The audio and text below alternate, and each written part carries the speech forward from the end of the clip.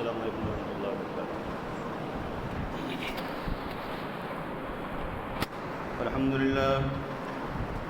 للہ نحمده ونستعینه ونستغفره ونؤمن به ونتوکل علیہ ونعوذ باللہ من شرور انفسنا ومن سیئات اعمالنا من يهده الله فلا مضل له ومن يضلله فلا هادي له وأشهد أن لا إله إلا الله وحده لا شريك له وأشهد أن محمدًا عبده ورسوله أما بعد فإن خير الحديث كتاب الله وخير الهدي هدي محمد صلى الله عليه وسلم وشر الأمور محدثاتها وكل محدثة بدعة وكل بدعة ضلالة وكل ضلالة في النار فقد قال الله تعالى في كلامه المجيد والفرقان الحميد فأعوذ بالله السميع العليم من الشيطان الرجيم بسم الله الرحمن الرحيم قاف والقرآن المجيد بل عجبوا أن جاءهم منذر منهم فقال الكافرون هذا شيء عجيب أإذا متنا وكنا ترابا ذلك رجع بعيد قد علمنا ما تنقص الأرض منهم وعندنا كتاب حفيظ بل كذبوا بالحق لما جاءهم فهم في أمر مريج أفلم ينظروا إلى السماء فوقهم كيف بنيناها وزيناها وما لها من فروج والأرض مددناها وألقينا فيها رواسي وأنبتنا فيها من كل زوج بهيج وكان الله تعالى في موضع آخر إنا أنزلناه في ليلة مباركة إلى آخر الآية۔ سامعین کرام، دینی میرے بھائیوں اور بزرگوں اور عزیز ساتھیوں، اولاً تمام قسم کی حمد و ثنا اس اللہ رب العالمین کے لیے لائق اور صحبہ ہے جس نے ہمیں پیدا کیا ہے اور پیدائش کے بعد ہمیں جن چیزوں کی ضرورت ہو سکتی ہے اللہ رب العالمین نے وہ ساری چیزیں ہمارے لیے مہیا فرمائی ہیں، اور بے شمار درود و سلام ہو نبی آخر الزمان جناب محمد رسول اللہ صلی اللہ علیہ وسلم کی ذات گرامی پر کہ آپ صلی اللہ علیہ وسلم نے ہماری ہدایت، ہماری فلاح و بہبودی، کامیابی اور کامرانی کے لیے جن جن چیزوں کی ضرورت تھی اللہ رب العالمین نے اپنے نبی کریم حضرت محمد مصطفیٰ صلی اللہ علیہ وسلم کے ذریعے سے ہمیں وہ چیز مہیا فرمائی ہے، اور قیامت کی صبح تک اللہ رب العالمین نے کامیابی اپنے حکم کی اطاعت میں، اپنے حکم کو ماننے میں اللہ رب العالمین نے اور اس کے رسول نے ضمانت لی ہے۔ اگر کوئی شخص اللہ اور اس کے رسول کے حکم کو درکنار کر دے، لاپرواہی میں، لا علمی میں، جہالت کی بنا پر یا کسی اور سبب اور ریزن اور کارن کو سامنے رکھتے ہوئے، تو ایسا شخص دنیاوی طور پر چاہے وہ کتنی ہی بلندی حاصل کر لے، لیکن اللہ رب العالمین کی فہرست میں اسے ناکام شمار کیا جائے گا۔ اس لیے اللہ رب العالمین نے بار بار اپنے قرآن کے اندر اپنے رسول اور اللہ رب العالمین کے احکام اور اپنے رسول کی اطاعت کی طرف زور دیا ہے کہ اہل ایمان کو چاہیے کہ اللہ اور اس کے رسول کی باتوں کو فالو کریں۔ جب بھی کوئی معاملہ الجھ جائے، کوئی بھی معاملہ درپیش ہو، تو اہل ایمان کو چاہیے کہ جو سنویدھان اللہ رب العالمین نے اہل ایمان کے درمیان نازل فرمایا ہے اس کے ذریعے سے اپنے مسائل کو حل کرنے کی کوشش کریں، کیونکہ ایمان والے، کلمے والے اگر کہیں جمع ہو سکتے ہیں تو اللہ کے کلام پر اور رسول اللہ کے فرمان پر وہ اکٹھا ہو سکتے ہیں۔ اللہ رب العالمین نے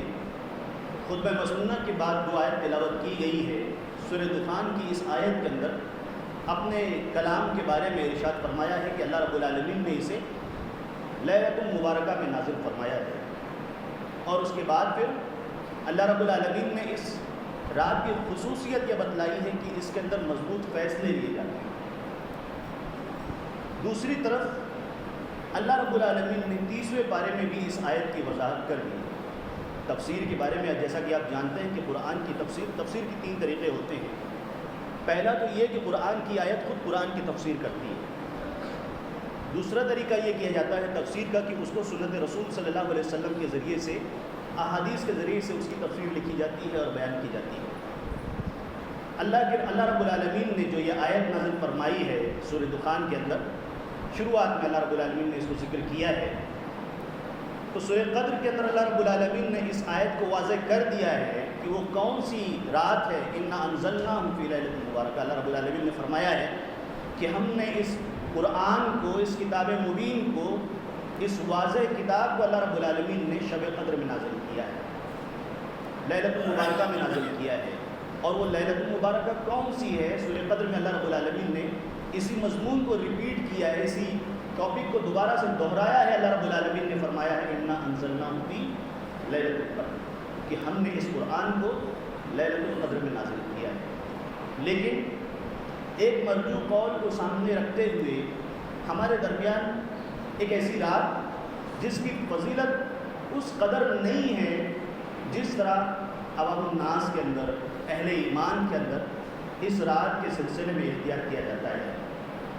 اس رات کی فضیلت ٹھیک اسی طرح ہے جس طرح دیگر ایام میں اللہ کے رسول صلی اللہ علیہ وسلم سے حدیثیں وارد ہیں۔ ہاں، ایک ثبوت ملتا ہے حضرت عائشہ صدیقہ رضی اللہ تعالیٰ عنہ، جو ہم مسلمانوں کی ماں ہیں، ام المومنین ہیں، پاک دامن عورت ہیں، فرماتی ہیں کہ میں نے اللہ کے رسول صلی اللہ علیہ وسلم کو ان مہینوں میں بہت زیادہ روزہ رکھتے ہوئے دیکھا ہے۔ اسی طرح سے حضرت ام سلمہ رضی اللہ تعالیٰ عنہ، اللہ کے رسول صلی اللہ علیہ وسلم کے خادم حضرت انس رضی اللہ تعالیٰ عنہ، اور اس طرح کی دیگر اور بھی روایتیں ہیں جس کا مضمون کا خلاصہ یہی ہے ان حدیثوں کا کہ اللہ کے رسول صلی اللہ علیہ وسلم جب روزہ رکھتے تھے تو ہمیں لگتا تھا کہ اللہ کے رسول صلی اللہ علیہ وسلم افطار ہی نہیں کریں گے، کنٹینیو روزہ رکھتے رہیں گے۔ اسی روایت میں ہے کہ اللہ کے رسول صلی اللہ علیہ وسلم جب افطار کرتے، روزہ نہیں رکھتے، تو ایسا لگتا کہ آپ صلی اللہ علیہ وسلم روزہ ہی نہیں رکھتے۔ لیکن جب شعبان کا مہینہ آتا تو اللہ کے رسول صلی اللہ علیہ وسلم اس مہینے میں روزہ بہت زیادہ رکھتے تھے، کثرت سے روزہ رکھتے تھے، اور اس کے بعد پھر اللہ کے رسول صلی اللہ علیہ وسلم اس کو رمضان کے مہینے سے جوڑ دیتے تھے۔ یہ ان ساری روایتوں کا خلاصہ ہے جو شعبان کے مہینے میں اللہ کے رسول صلی اللہ علیہ وسلم سے عملی طور پر ثابت ہے کہ اللہ کے رسول صلی اللہ علیہ وسلم نے شعبان کے اندر بہت زیادہ روزے رکھے ہیں، کثرت سے روزے رکھے ہیں، بہت زیادہ روزے رکھے ہیں اللہ کے رسول صلی اللہ علیہ وسلم۔ روایت میں آیا کہ اللہ کے رسول صلی اللہ علیہ وسلم نے پھر رمضان کے روزے بھی رکھنا شروع کر دیے اس کے بعد۔ لیکن اہل ایمان کو اس سلسلے میں اللہ کے رسول صلی اللہ علیہ وسلم نے، صحیح بخاری کی روایت میں اور دیگر روایتیں ہیں، اللہ کے رسول صلی اللہ علیہ وسلم نے تلقین کی ہے۔ اللہ کے رسول صلی اللہ علیہ وسلم نے ارشاد فرمایا کہ اذا انتصف شعبان فلا تصوموا، جب شعبان کا نصف ہو جائے، 15 شعبان ہو جائے، 15 شعبان گزر جائے، تو اس کے بعد تم لوگ روزے مت رکھنا، الا یہ کہ جو سوموار اور جمعرات کے روزے رکھتا ہو، تو ایسا شخص چاہے تو وہ روزہ رکھ سکتا ہے، جس کے اندر اس کی طرف اشارہ موجود ہے۔ اللہ کے رسول صلی اللہ علیہ وسلم نے امت کو ہدایت کر دی ہے کہ اس سلسلے میں کیا رویہ اپنانا چاہیے۔ اسی لیے ایک صحابی نے جب اللہ کے رسول صلی اللہ علیہ وسلم سے سوال کیا کہ اللہ کے رسول صلی اللہ علیہ وسلم، میں آپ کو کسی اور مہینے میں اتنے روزہ رکھتے ہوئے نہیں دیکھتا جتنا کہ آپ شعبان کے اندر روزہ رکھتے ہیں، تو اللہ کے رسول صلی اللہ علیہ وسلم نے فرمایا کہ ذالک شہر ذاک شہر یغفل عنہ الناس، کہ یہ مہینہ ہے جس سے لوگوں نے غفلت برتی ہوئی ہے، جو رجب اور رمضان کے درمیان آتی ہے، وہ وقت آتا ہے، شعبان کا مہینہ آتا ہے، اور یہ وہ مہینہ ہے کہ فیہ ترفع الاعمال، یہ وہ مہینہ ہے جس میں بندوں کے اعمال کو اللہ رب العالمین کے دربار میں پیش کیا جاتا ہے۔ لہٰذا میں اس بات کو پسند کرتا ہوں کہ جب میرے اعمال کو اللہ رب العالمین کے درمیان میں، اللہ رب العالمین کے دربار میں پیش کیا جائے تو میں روزے کی حالت میں رہوں۔ یہ ایک روایت، اور ساری روایت کا جو خلاصہ یہ ہے کہ اللہ رب العالمین اور اللہ کے رسول صلی اللہ علیہ وسلم نے جو تعلیم اس سلسلے میں امت کو دی ہے کہ وہ زیادہ سے زیادہ اس کے اندر روزہ رکھنے کی کوشش کریں۔ ابھی 2-3 ایام باقی ہیں، 2-3 روزہ اور باقی ہیں کہ ہم 15ویں شعبان کا سامنا کریں گے اور ہمارے سامنے وہ دن آئیں گے، لہٰذا ہم کو اس سلسلے میں چاہیے کہ ہم خاص طور پر دھیان دیں اللہ اور اس کے رسول صلی اللہ علیہ وسلم کی تعلیمات کیا ہیں، اللہ اور اس کے رسول صلی اللہ علیہ وسلم نے ہم کو کیا سکھلایا ہے، کیا باتیں اللہ اور اس کے رسول صلی اللہ علیہ وسلم نے بتلائی ہیں، اس سلسلے میں ہم کو غور کرنے کی ضرورت ہے۔ لیکن افسوس کا مقام یہ ہے کہ اللہ اور اس کے رسول صلی اللہ علیہ وسلم کی طرف جن باتوں کو منسوب کیا جاتا ہے، جو باتیں ضعیف روایات کی شکل میں امت کے سامنے موجود ہیں، لیکن ہم اور آپ اس کو بڑے شوق سے کرنے کی کوشش کرتے ہیں۔ اللہ کی قسم ہے، کسی بھی اسکول آف تھاٹس یا مکتب فکر کو تنقید بنانے کا کوئی ارادہ نہیں ہے، لیکن اللہ اور اس کے رسول کی ذات اس سے زیادہ پاکیزہ ہے۔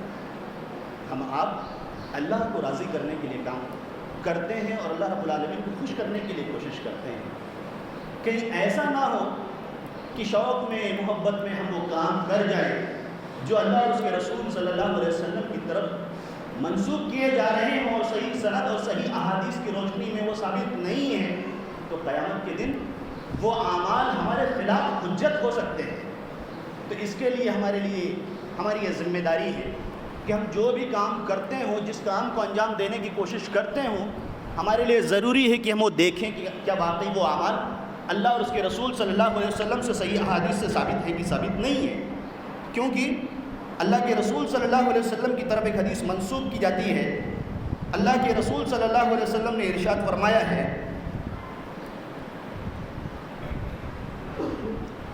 اللہ کے رسول صلی اللہ علیہ وسلم کی طرف جو حدیث منسوب کی جاتی ہے، اس کے اندر حضرت عائشہ رضی اللہ تعالیٰ عنہ سے روایت کی جاتی ہے کہ حضرت عائشہ رضی اللہ تعالیٰ عنہ نے فرمایا کہ اللہ کے رسول صلی اللہ علیہ وسلم کہتے ہیں کہ الشعبان لی، کہ شعبان جو ہے یہ میرا مہینہ ہے، اور اسی طرح سے رمضان جو ہے اللہ رب العالمین کا مہینہ ہے۔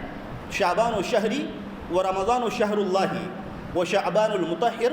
و رمضان المکفر، کہ شعبان جو ہے یہ پاک کرنے والا ہے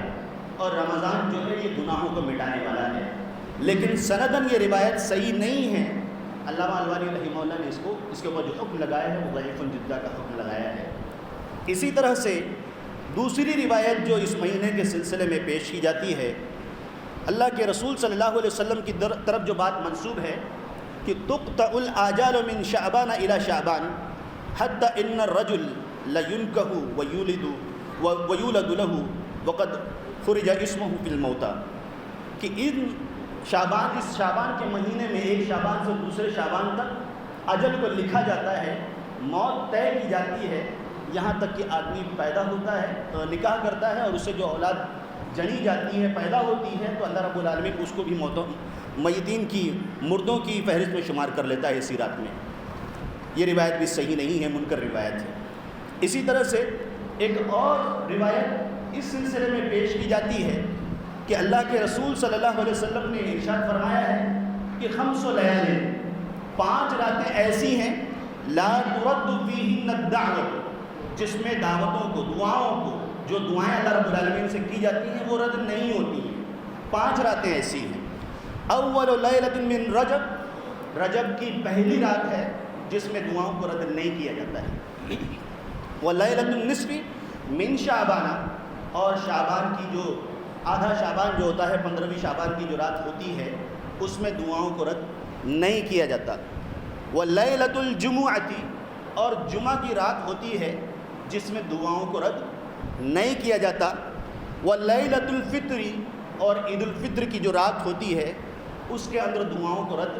نہیں کیا جاتا، نہیں لوٹایا جاتا۔ اور 5ویں رات جو بیان کی جاتی ہے لیلۃ النحر، عید الاضحیٰ کی قربانی کے دن کی رات ہے، جس میں اگر کوئی بندہ دعا کرتا ہے تو اللہ رب العالمین اس کی دعاؤں کو رد نہیں کرتا ہے۔ لیکن سامعین کرام، اس سلسلے میں جو روایت بیان کی گئی ہے، اس کو علماء نے، محدثین نے موضوع کا حکم لگایا ہے۔ موضوع یعنی فیبریکیٹڈ ہے، یعنی بنائی گئی ہے، گڑی گئی ہے۔ اللہ کے رسول صلی اللہ علیہ وسلم نے یہ بات نہیں فرمائی ہے۔ اللہ کے رسول صلی اللہ علیہ وسلم کو اس بات کو گڑھ کر، بیان کر کے ان کی طرف منسوب کیا گیا ہے۔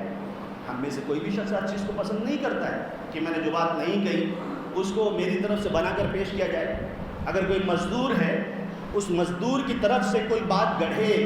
اور اپنی طرف سے بیان کر کے اس کے مالک کو، اس کے سیٹ کو، اس کے ذمہ دار کو، اس کے باس کو کہہ دیا جائے کہ میرا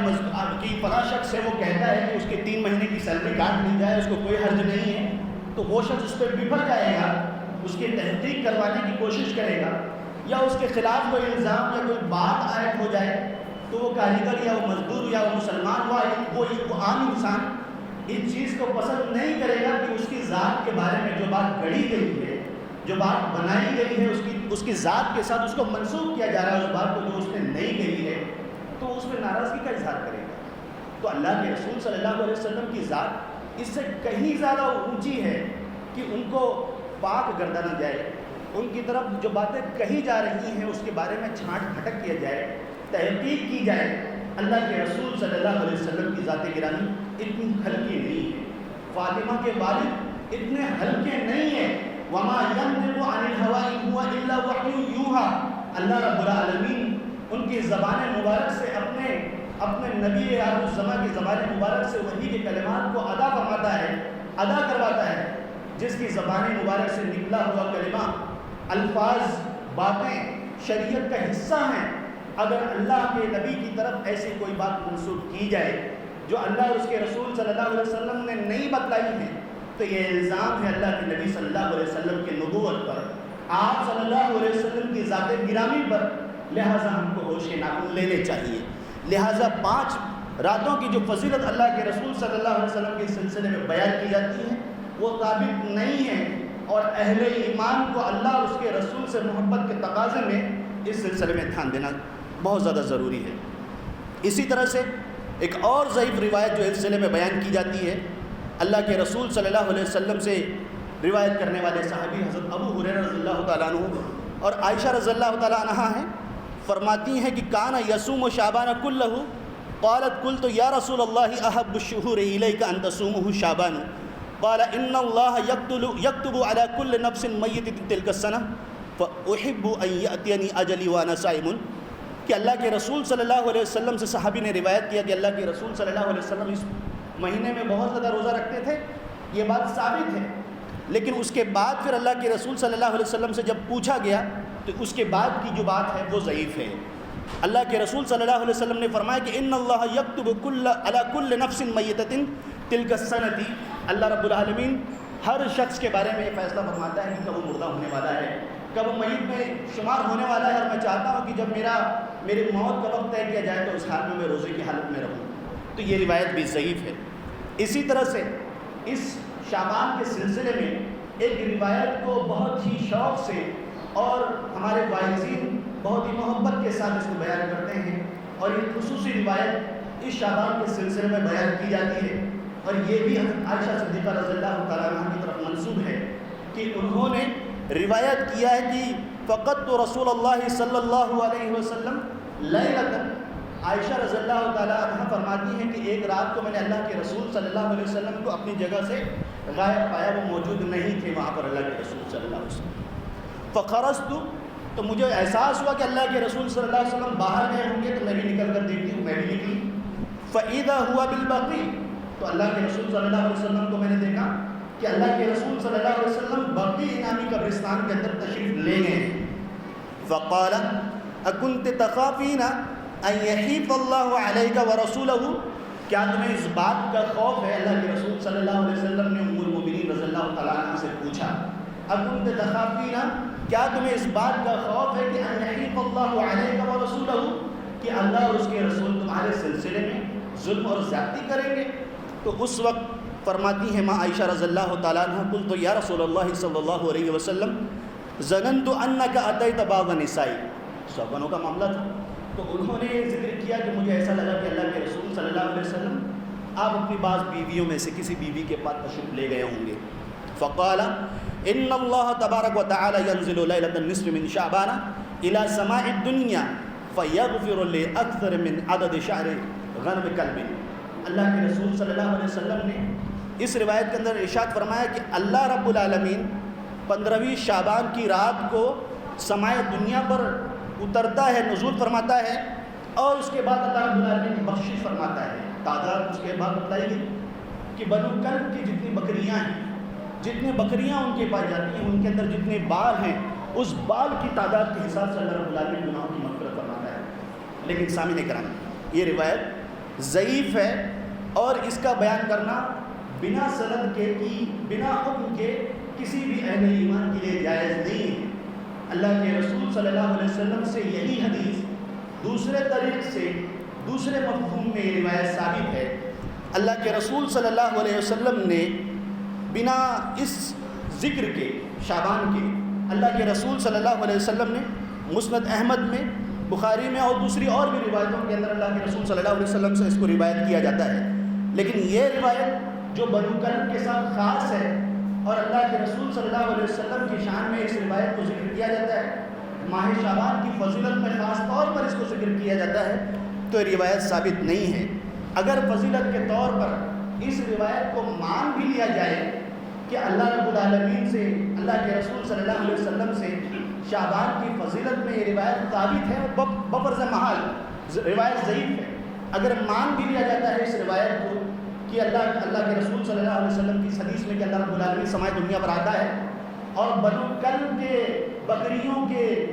بالوں کے برابر اللہ رب العالمین گناہوں کی مغفرت فرماتا ہے، ایسے اتنے سارے لوگوں کی مغفرت فرماتا ہے، تو یہ روایت کوئی اس موضوع میں خاص نہیں ہے، بلکہ اس سلسلے میں حضرت ابو ہریرہ رضی اللہ تعالیٰ عنہ سے روایت ہے کہ اللہ کے رسول صلی اللہ علیہ وسلم نے ارشاد فرمایا ہے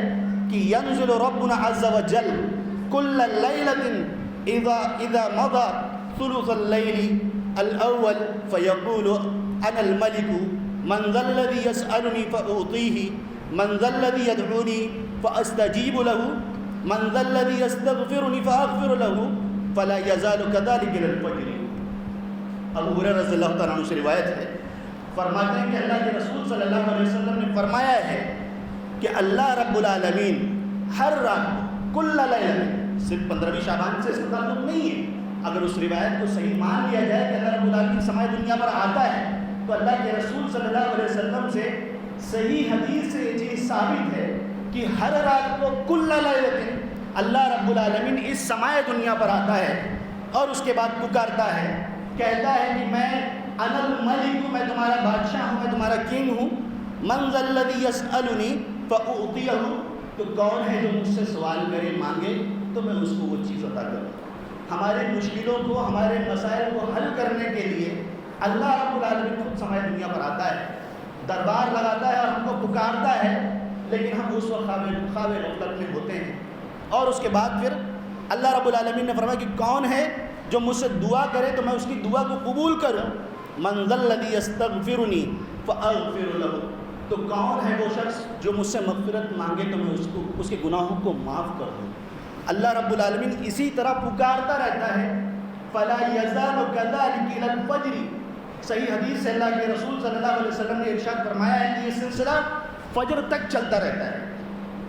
فجر تک اللہ رب العالمین اپنے بندوں کو پکارتا ہے۔ تو سامعین کرام، یہ جو حدیث کے اندر فضیلت بتلائی گئی ہے مغفرت کی، سماع دنیا پر اترنے کی، تو اللہ کے رسول صلی اللہ علیہ وسلم سے صاف روایت موجود ہے صحیح حدیث کے اندر، یہ سارے ایام کے ساتھ اس کا تعلق ہے، کسی ایک دن کے ساتھ ہمیں جائز نہیں ہے کہ ہم اس کو خاص کر لیں۔ اور یہی وہ روایات ہیں کہ جس کے بنا پر امت کے درمیان اختلاف ہوا ہے اس رات کی فضیلت کے سلسلے میں۔ یہی وجہ ہے کہ بہت سارے ہمارے اہل علم ہیں جو اس طرف مائل ہو گئے، اور علامہ ابن باز رحمہ اللہ نے بھی چیز کو ذکر کیا ہے، اور اسی وجہ سے ابن ابی ملیکہ کے سامنے جب یہ بات آئی کہ ایک قصہ گو ہے ابن زیاد النمیری جو اس رات کی فضیلت کو بیان کرتا ہے اور لوگوں کو اس رات کی فضیلت کے سلسلے میں ابھارتا ہے، تو انہوں نے کہا تھا کہ اگر میرے سامنے وہ بات کہتا ہوا پایا جاتا لضربتہ، تو اس کو میں اپنی عصا سے اس کی پٹائی کرتا۔ یعنی اس سلسلے میں صاف طور پر یہ بات واضح ہے کہ اللہ اور اس کے رسول صلی اللہ علیہ وسلم کی طرف سے کوئی بھی ایسی شب بیداری کے سلسلے میں کوئی بھی روایت موجود نہیں۔ اگر آپ نے اس روایت کے اندر غور کیا ہوگا تو اللہ کے رسول صلی اللہ علیہ وسلم غرقد کے اندر، بقیع کے اندر اللہ کے رسول صلی اللہ علیہ وسلم تشریف لے گئے۔ اللہ کے رسول صلی اللہ علیہ وسلم نے عمومی حالات میں مسلمانوں کو حکم دیا ہے کہ کنت نہیتکم عن زیارت القبور فزوروها، ہم نے اس سے پہلے تم کو قبروں کی زیارت سے منع کیا تھا۔ اللہ کے رسول صلی اللہ علیہ وسلم نے کہا، کیونکہ اس وقت خدشہ تھا، نئے نئے لوگ اسلام کے اندر داخل ہوئے تھے، لیکن اب ایمان تمہارے دلوں کے اندر بیٹھ گیا ہے، مضبوط ہو گیا ہے، اب تمہارے لیے اس بات کی اجازت ہے کہ تم قبروں کی زیارت کرو۔ اللہ کے رسول صلی اللہ علیہ وسلم نے اس چیز کا تو عمومی حکم دیا ہے، تو دیگر ایام میں بھی ہم کو جانا چاہیے تاکہ ہم اپنے میتین کی مغفرت کی دعائیں کریں۔ اپنے میتوں کے لیے عمومی حالات میں ان کے لیے مغفرت کی دعا کرنے کی ضرورت ہے۔ اور اسی طرح سے اس شب میں جو دیگر اعمال کو اپنایا جاتا ہے، ہم نے مختلف مکاتب فکر کی باتوں کو بھی سنا اور دیکھا ہے اور اس کو جانچ اور پڑتال کرنے کی کوشش کی ہے، لیکن اس میں کہیں بھی کسی عالم کی طرف سے اس بات کی کھلی اجازت نہیں ملتی کہ ہمارے سماج اور معاشرے کے اندر جو اعمال پائے جاتے ہیں اور جو شب بیداری کے لیے عبادت کے طریقے کو اپنانے کی کوشش کی جاتی ہے، اس رات کو چراغا اور روشن کرنے کے سلسلے میں جو اعمال پائے جاتے ہیں، جو کمکمے اور لائٹ اور بلب کا استعمال کیا جاتا ہے، نہ جانے امت کے اندر چیز کہاں سے وارد ہو گئی ہے کہ وہ خوشی کا اظہار کرنے کے لیے لائٹوں اور روشنیوں کا استعمال کیا کرتے ہیں۔ اس سلسلے میں عبدالرحمن تحفۃ الاحوذی کے شارح عبدالرحمن مبارک پوری رحمہ اللہ نے اس کو بیان کیا ہے، اور ملا علی قاری حنفی رحمہ اللہ کے حوالے سے بھی اس چیز کو اپنی کتاب کے اندر ذکر کیا ہے، اور انہوں نے صراحتاً اس بات کی طرف اشارہ کیا ہے کہ مسلمانوں کا طریقہ نہیں ہے، یہ برامکیوں کی طرف سے اسلام کے اندر یہ چیز داخل ہو گئی ہے، اور وہ لوگ ایسے تھے کہ مسلمانوں سے اس زمانے میں اجازت لینے کی کوشش کرتے تھے، نماز میں اپنے آگے آگ کو جلا کر خوش کرنے کی کوشش کرتے تھے کہ ہم اپنے آپ کو انشاءاللہ بدل لیں گے۔ مسلمانوں نے بھی اس وقت اجازت دے دی، لیکن اس وقت یہ معاملہ سنگین ہوتا رہا۔ علماء نے اپنی کتاب کے اندر بیان کیا ہے کہ دھیرے دھیرے یہ چیز مسلمانوں کے اندر داخل ہوتی چلی گئی، اور اگر تحقیق سے آپ اس کے اندر غور کرنے کی کوشش کریں گے تو امام توسی جو شیعہ کے عالم ہیں، انہوں نے بھی اپنی کتاب کے اندر ذکر کیا ہے، شیعہ خطباؤں نے اپنے خطبے میں بھی اس کو بیان کیا ہے کہ 15ویں شعبان جو ہے ان کے آخری امام مہدی علیہ السلام کے نام سے وہ اس رات کو مستحب طور پر نہاتے ہیں، نئے کپڑے پہنتے ہیں، چراغا کرتے ہیں، غریبوں اور فقیروں میں کھانے پینے کی چیزوں کو بانٹنے کی کوشش کرتے ہیں، اور اس رات کا خاص اہتمام کرنے کی کوشش کرتے ہیں۔ وہ اسے امام مہدی کے نام سے، اور اس میں انہوں نے خاص دعائیں ایجاد کی ہیں، جس طرح ضعیف موضوع روایات کے اندر اس کا کہیں نہ کہیں ثبوت ملتا ہے۔ اس رات میں لوگوں نے صلاۃ الالفیہ کے نام سے بھی ایک خاص عبادت کو قائم کیا ہوا ہے۔ حضرت علی رضی اللہ تعالیٰ عنہ سے اس سلسلے میں ایک خاص عبادت کو انجام دیا گیا ہے، اور اسی طرح سے صلاۃ الالفیہ جس کو ہزاری نماز کہا جاتا ہے، حضرت علی رضی اللہ تعالیٰ عنہ کی بات کی طرف جو بات منسوب کی جاتی ہے، انہوں نے کہا کہ رأیت رسول اللہ صلی اللہ علیہ وسلم لیلۃ النصف من شعبان قام فصلى 4 رکعۃ۔ اللہ کے رسول صلی اللہ علیہ وسلم کو میں نے دیکھا، علی رضی اللہ تعالیٰ عنہ فرماتے ہیں کہ انہوں نے اس رات میں 14 رکعت پڑھی، اور اس کے بعد پھر اس کی پوری تفصیل بیان فرمائی۔ اس کے بعد کہا کہ فلما فرغ من صلاته، اس کے بعد جب اللہ کے رسول صلی اللہ علیہ وسلم نماز سے فارغ ہو گئے تو میں نے اللہ کے رسول صلی اللہ علیہ وسلم سے اس عمل کے بارے میں پوچھا، تو انہوں نے فرمایا کہ جو شخص اس طرح کا عمل انجام دیتا ہے تو اللہ کے رسول صلی اللہ علیہ وسلم نے فرمایا کہ اس کو 20 حج کا ثواب ملتا ہے۔ اسی طرح سے اس کو کصیام 20 سنۃ مقبولۃ، اس کو 20 سال روزے رکھنے کا ثواب ملتا ہے، وہ بھی ایسے روزے جو مقبول ہیں۔ اور یہاں تک کہ فَإِنْ أَصْبَحَ فِي ذَلِكَ الْيَوْمِ صَائِمًا، اگر وہ اس طرح سے روزے کی حالت میں صبح کرتا ہے، كَانَ لَهُ كَصِيَامِ 60 سَنَةً مَاضِيَةً وَسَنَةٍ مُسْتَقْبَلَةً، تو اس کو جیسے 60 سال پچھلے گناہ تھے معاف ہو گئے تھے، 60 سال اگلے گناہ ہیں جو معاف ہو جائیں گے، ایسے وہ بندہ صبح کرتا ہے۔ لیکن علامہ ابن جوزی رحمہ اللہ نے اس کو اپنے موضوعات کے اندر بیان کیا ہے۔ سامعین کرام، اسی طرح سے تحفۃ الاحوذی کے اندر عبدالرحمن مبارک پوری رحمہ اللہ نے جو عبارت ذکر کی ہے کہ اعلم انہ قد ورد فی فضیلۃ لیلۃ النصف من شعبان عدۃ احادیث مجموعہ یدل علی ان لها اصلا، کی مجموعہ طرق سے جو بات ثابت ہوتی ہے 15ویں شعبان کے سلسلے میں کہ اس کی کوئی اصل موجود ہے۔ اس عبارت سے دھوکہ نہیں کھانا چاہیے۔ آپ کے سامنے جو بات رکھی گئی ہے کہ اگر اللہ کے رسول صلی اللہ علیہ وسلم سے ببرز محال روایت ثابت ہوتی شب برات کے سلسلے میں یا اس رات کے سلسلے میں، جو ہمارے احباب بھائی جو اس اعمال کو انجام دینے کی کوشش کرتے ہیں، تو ان کو انہی عبارات انہی باتوں کے آگے عبدالرحمن مبارک پوری رحمہ اللہ کی ان باتوں کے بارے میں بھی غور کرنا چاہیے، کیونکہ انہوں نے اس کے بعد بہت ساری حدیثوں کو نقل کیا ہے، اور اس کے بعد فرمایا ہے کہ اعلم ان المراد من لیلۃ مبارکہ فی قولہ تعالی انا انزلناہ فی لیلۃ مبارکہ انا کنا منذرین، کہ اس رات کی فضیلت میں سورہ دخان کی جو یہ آیت بتلائی جاتی ہے اور پیش کی جاتی ہے کہ ہم نے قرآن کریم کو اس مبارک رات میں نازل فرمایا ہے، فیہا یفرق کل امر حکیم عند الجمہور ہی لیلۃ القدر، جمہور علماء کے نزدیک، جمہور ائمہ کرام کے نزدیک یہاں پر لیلۃ مبارکہ سے مراد، لیلۃ المبارکہ سے مراد لیلۃ القدر ہے۔ اور ہم نے ابھی سنا ہے کہ قرآن کا بعض حصے کی تفسیر کرتا ہے، وضاحت کرتا ہے۔ کسی بھی اہل ایمان کے بات کے اوپر یہ چیز مخفی نہیں ہے کہ شب قدر جو آتی ہے وہ رمضان کے مہینے میں نازل ہوتی ہے، اور جو بھی فضیلتیں اس سلسلے میں شعبان کے سلسلے میں بیان کیا جاتا ہے ان ساری چیزوں کا تعلق شب قدر سے ہے، کہ اس رات میں اللہ رب العالمین کی طرف سے فرشتے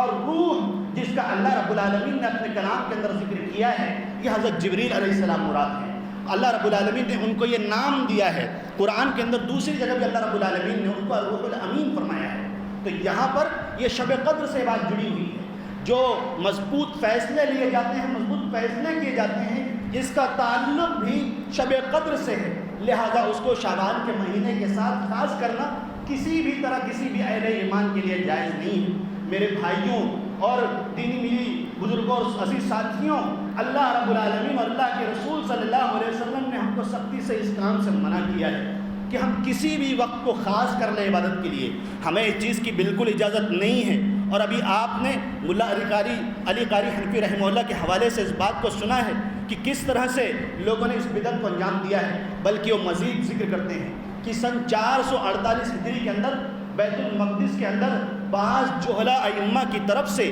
اس چیز کو انجام دیا گیا تھا۔ ان کی عبارت ہے کہ وَأَوَّلُ حُدُوثٍ لِهَذِهِ الصَّلَاةِ بِبَيْتِ الْمَقْدِسِ سَنَةَ 48 و400 وقال وقد جعلها جهلة أئمة المساجد مع صلاة الرغائب ونحوهما۔ امام اللہ علی قاری رحمہ اللہ نے اس چیز کو بیان کیا ہے کہ بعض جاہل ائمہ کی طرف سے صلاۃ الرغائب اور اس طرح کی دیگر نمازوں کے ساتھ اس چیز کو انجام دیا گیا تھا، لہٰذا ہمارے لیے اس چیز کی بالکل اجازت نہیں ہے کہ ہم اس چیز کو انجام دینے کی کوشش کریں۔ یہی وجہ ہے کہ اللہ کے رسول صلی اللہ علیہ وسلم نے سختی سے منع کیا ہے کہ ہم کسی بھی چیز کو اپنی طرف سے خاص کر لیں، کیونکہ اللہ کے رسول صلی اللہ علیہ وسلم کو اس بات کا اندازہ ہے کہ امت کہیں گمراہی مبتلا نہ ہو جائے، اس لیے اللہ رب العالمین نے اور اللہ کے رسول صلی اللہ علیہ وسلم نے ہر طرح کے شبہات کو ختم کر دیا ہے، صدًا للذریعہ، کہ جو یہ امت گناہوں کے اندر انوالو ہو سکتی ہے، داخل ہو سکتی ہے، اللہ کے رسول صلی اللہ علیہ وسلم نے پہلے ہی اس راستے کو مسدود کر دیا ہے، بند کر دیا ہے۔ اللہ کے رسول صلی اللہ علیہ وسلم کا ارشاد ہے، اللہ کے رسول صلی اللہ علیہ وسلم نے فرمایا کہ لا تختصوا لیلۃ یوم الجمعۃ بقیام من بین اللیالی ولا تخصوا یوم الجمعۃ بصیام من بین الایام الا ان یکون فی صوم یصومہ احدکم۔ صحیح مسلم کی روایت میں اللہ کے رسول صلی اللہ علیہ وسلم کی ذات گرامی سے یہ ہدایت منقول ہے۔ اللہ کے رسول صلی اللہ علیہ وسلم نے فرمایا کہ تم جمعہ کی رات میں سے کسی رات کو خاص مت کرو، بقیام بین اللیالی، ساری راتوں کے درمیان میں سے ایک جمعہ کی رات کو خاص کرنا منع ہے اللہ کے رسول صلی اللہ علیہ وسلم کی طرف سے، اور اللہ کے رسول نے منع کیا ہے وَلَا تَخُصُّ يَوْمَ الْجُمُعَةِ بِصِيَامٍ مِّن بَيْنِ الْأَيَّامِ، اور اسی طرح سے دنوں کے اندر بھی جو اللہ رب العالمین نے جمعہ کا دن رکھا ہے، اللہ کے رسول نے منع کیا ہے کہ خاص جمعہ کے دن بھی روزہ نہیں رکھنا ہے۔ ہاں اگر کوئی پہلے سے روزہ رکھتا آ رہا ہو کہ 13ویں 14ویں اور 15ویں جس کو ہم ایام 20 کے نام سے جانتے ہیں، اگر وہ دن ٹکرا جاتے ہیں تو ایسے دن کوئی روزہ رکھنا چاہے تو رکھ سکتا ہے، کہ عربی کی 13 تاریخ آ گئی، 14 تاریخ آ گئی، 15 تاریخ آ گئی، یا پھر رمضان کے مہینے ہیں، اگر کوئی اس طرح کے ایام آتے ہیں تو اللہ کے رسول صلی اللہ علیہ وسلم نے اجازت دی حدیث کے اندر۔ اور اگر مزید ترمذی کی روایت کے اندر دیکھیں تو اللہ کے رسول صلی اللہ علیہ وسلم نے فرمایا کہ لا تصوموا یوم السبت الا فیما افترض علیکم، تم سنیچر کے دن کے روزہ مت رکھنا۔ اللہ کے رسول صلی اللہ علیہ وسلم نے اس طرح سے اوقات کو خاص کرنے سے سختی سے منع کیا ہے، لیکن اس کے باوجود بھی ہم اس طرح کے اعمال کو انجام دینے کی کوشش کرتے ہیں۔ میرے بھائیوں، اس سے پہلے بھی میں نے کہا تھا کہ کوئی بھی اہل علم اس بات کی بالکل اجازت نہیں دے گا، اور اسے یہ چیز بالکل ہرگز پسند نہیں ہے کہ وہ نیکی کے کام سے آپ کو روکنے کی کوشش کرتا ہوگا۔ وہ اس بات کی ہمیشہ کوشش کرتا ہے کہ وہ باتیں جو اللہ کو راضی کرنے والی ہوں، وہ باتیں جو اللہ کے رسول کے شریعت کے مطابق ہوں اور اللہ کے رسول صلی اللہ علیہ وسلم کے مطابق ہوں، وہ اس سے کبھی آپ کو منع نہیں کریں گے۔ لیکن امت کا ایک بہت بڑا ذخیرہ، امت کا ایک بہت بڑا سرمایہ، امت کی ایک بہت بڑی امانت جو ان بدعات اور خرافات کے اندر ضائع ہو جاتی ہے، برباد ہو جاتی ہے، اور مسلمانوں کی قسم پرسی میں مسلمانوں کے جو حالات ہیں اس کو سدھارنے کی ہم کوشش نہیں کرتے اور ان اعمال کو انجام دینے کی کوشش کرتے ہیں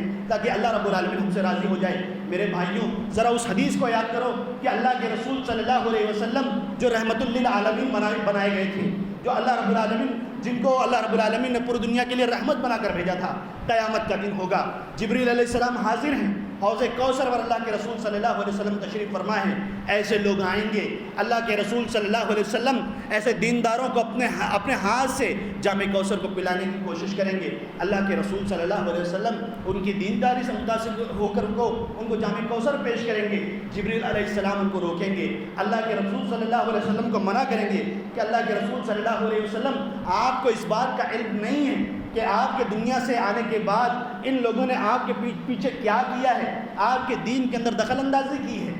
اس طرح کے اعمال کو انجام دینے کی کوشش کی ہے۔ وہ رحمت للعالمین جس نے طائف والوں کو، جن لوگوں نے پتھر مار کر آپ کے جوتے مبارک کے اندر آپ کا لہو بہایا تھا اور آپ کے خون جم گئے تھے، پہاڑ کا فرشتہ آیا تھا اور اس نے اجازت طلب کی تھی کہ ان کو دو پہاڑوں کے درمیان رکھ کر پیس دیا جائے۔ ایسا رحمت للعالمین جس نے اپنے اوپر کیے گئے مظالم کو معاف کر دیا، شریعت میں کیے گئے مظالم کو کبھی معاف نہیں کرے گا۔ اس کی زبان سے الفاظ ادا ہوں گے، سحقن سحقن لاصحابی، ہٹاؤ ان کو یہاں سے میری نظروں سے، دور کرو ان کو میری نظروں سے۔ لہٰذا میرے بھائیوں، میرے بزرگوں، میرے عزیز ساتھیوں، میری عمر سے چھوٹے لوگوں، اللہ رب العالمین کی خاطر، اللہ کے رسول کے دین کی خاطر ایسے اعمال جو اللہ کے رسول صلی اللہ علیہ وسلم نے نہیں بتلائے ہیں اس سے اپنے آپ کو بچانے کی کوشش کریں۔ اللہ کے رسول نے جو ہدایات دی ہیں ان کو اپنی زندگی میں نافذ کرنے کی، اس کو اپنانے کی کوشش کریں۔ اگر کوئی یہ کہتا ہے کہ ہم کو ضعیف موضوعات کا کوئی مطلب نہیں ہے تو ان کے لیے ایک حدیث ہے، ان کو غور کرنا چاہیے۔ ہر شخص کو، جو بھی ایمان والا ہے، جو بھی اللہ کے رسول صلی اللہ علیہ وسلم سے محبت کرتا ہے، وہ کبھی اس چیز کو برداشت نہیں کرے گا۔ محدثین نے جو خدمات انجام دی ہیں اور سند کے سلسلے میں نریشن کے جو چین سسٹم ہے، راویوں کے اوپر جو کلام ہے، صحابہ کرام کے بارے میں نعوذ باللہ کوئی کلام نہیں کرتا، اتنی جرت کسی کے اندر نہیں ہے۔ لیکن قیامت کا دن ہوگا، حضرت علی رضی اللہ تعالیٰ عنہ کا ہاتھ ہوگا، مائی عائشہ رضی اللہ تعالیٰ عنہ کا ہاتھ ہوگا، ایسے لوگوں کے بارے میں جس نے اللہ کے رسول صلی اللہ علیہ وسلم کی شان میں گستاخی کی ہے اور ان لوگوں کے اوپر الزام لگایا ہے کہ اللہ کے رسول صلی اللہ علیہ وسلم نے یہ بات فرمائی تھی۔ اللہ کے رسول صلی اللہ علیہ وسلم نے موضوع روایت نہیں فرمائی، اللہ کے رسول صلی اللہ علیہ وسلم نے فرمایا کہ من کذب علی متعمدا فلیتبوأ مقعدہ من النار، جس نے کوئی ایسی بات کہی جو میں نے نہیں کہی تو اس کو اپنا ٹھکانہ جہنم میں سمجھنا چاہیے۔ اور اگر کوئی شخص حدیث گڑھتا ہے تو اللہ کے رسول صلی اللہ علیہ وسلم کی سیم وہی ایسے لوگوں کے لیے ہے۔ سامعین کرام، اللہ کے رسول صلی اللہ علیہ وسلم کی نماز سے آپ سب واقف ہیں۔ ایک بات کو میں ذکر کر کے ختم کرنے کی کوشش کروں گا۔ اللہ کے رسول صلی اللہ علیہ وسلم نماز پڑھتے تھے، صحابہ کرام نے اس منظر کو ذکر کیا ہے، آنکھیں اشک باز ہو جاتی ہیں تو اللہ کے رسول صلی اللہ علیہ وسلم کا نماز کا منظر ہمارے سامنے آتا ہے۔ اللہ کے رسول صلی اللہ علیہ وسلم کی عبادت اس طرح ہوا کرتی تھی کہ آنکھوں میں اللہ کے رسول صلی اللہ علیہ وسلم کے سینے سے اس طرح کی آواز آتی تھی جیسے کہ ہانڈی پر پانی پک رہا ہو۔ اللہ کے رسول صلی اللہ علیہ وسلم کی قدم تتفطر، راویوں نے بیان کیا، صحابہ کرام نے بیان کیا کہ اللہ کے رسول صلی اللہ علیہ وسلم کا قدم ایسے لگتا تھا کہ اب پھٹ جائے گا۔ صحابہ کرام نے بیان کیا کہ اللہ کے رسول صلی اللہ علیہ وسلم کے پائے مبارک کے اندر سوجن آ جایا کرتی تھی۔ اللہ کے رسول صلی اللہ علیہ وسلم اس طرح اہتمام کرتے تھے عبادت کے سلسلے میں۔ لیکن ایک روایت ہے، اس کے اندر بیان کیا گیا کہ کانا یقتل القمل فی الصلاۃ، اللہ کے رسول صلی اللہ علیہ وسلم نعوذ باللہ نماز کے اندر جو مارا کرتے تھے، کس قدر ضعیف، انتہا درجے کی ضعیف اور منکر اور موضوع روایت ہے یہ۔ صحابہ کرام نے اللہ کے رسول صلی اللہ علیہ وسلم کے جس منظر کو بیان کیا ان کے خلاف یہ روایت ہے۔ اللہ کے رسول صلی اللہ علیہ وسلم کے شان میں گستاخی ہے یہ۔ اگر کوئی شخص یہ کہتا ہے کہ ہم کو ضعیف اور منکر روایت کی ضرورت نہیں ہے تو ہمارے سامنے کتنا بڑا الزام ہے اللہ کے رسول صلی اللہ علیہ وسلم کے سلسلے میں۔ لہٰذا ہم کو چاہیے کہ ہم غور کریں کہ جن اعمال کا ثبوت اسلام کے اندر نہیں ملتا ہے، ایسے اعمال اس طرح کے اعمال سے اپنے آپ کو بچانے کی کوشش کریں اور وہ کام کرنے کی کوشش کریں جس سے اللہ رب العالمین راضی ہوتا ہو۔ آج ایسی بہت سی جگہیں ہیں کہ ہم اپنے ان حلال کی کمائی کو اللہ کے راستے میں خرچ کر سکتے ہیں، ایسی عبادت گاہیں جہاں اللہ رب العالمین کی توحید کا ذکر کیا جاتا ہو، رسول کی رسالت کا ذکر کیا جاتا ہے، ان کی حدیثوں کا ذکر کیا جاتا ہو، جہاں اللہ کے رسول کے اور اسلام کے دروس اور اسی طرح سے اللہ کے رسول کے پیغام کو عام کرنے کی کوشش کی جاتی ہو، ایسی جگہ اللہ رب العالمین کا گھر ہے۔ اللہ رب العالمین سے دعا ہے کہ وہ ہم کو کہنے سننے سے زیادہ شریعت پر عمل کرنے کی توفیق عطا فرمائے، جب تک اس دنیا کے اندر زندہ رکھے، ایمان کی حالت میں زندہ رکھے، اللہ اور اس کے رسول کے بتلائے ہوئے طریقے پر چلنے کی توفیق دے، اور وہ باتیں جو شریعت کی مخالف ہیں یا اللہ اور اس کے رسول کے تعلیمات کے خلاف ہیں، اللہ رب العالمین ہم کو ان سب سے محفوظ رکھے۔ ہمارے وہ بھائی جو مقروض ہیں، اللہ رب العالمین کے قرضوں کو دور کر دے، جو بیمار ہیں، جو پریشان حال ہے، اللہ رب العالمین ان کی پریشانی کو دور کر دے، اور جس پینڈیمک سچویشن سے ہم گزر رہے ہیں، اللہ رب العالمین اس معاملے کو ختم کر دے۔ ہماری وہ مائیں اور بہنیں جو پریشان ہیں، اللہ رب العالمین ان کی پریشانی کو بھی دور کر دے۔ ہمارے وہ بھائی جو تجارت کے اندر پریشان ہیں، اللہ رب العالمین ان کی پریشانی کو دور کر دے۔ آمین۔ وآخر دعوانا الحمد للہ رب العالمین۔